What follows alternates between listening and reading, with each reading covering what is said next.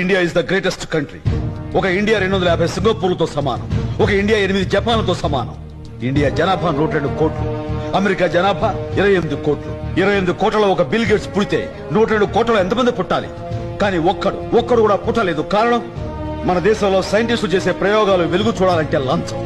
మేధావుల మేధస్సు మన దేశానికి ఉపయోగపడాలంటే లంచం.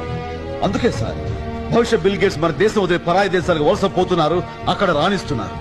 చెప్పులు కుట్టుకునే అబ్రహం లింకన్ అమెరికా అధ్యక్షుడయ్యాడు.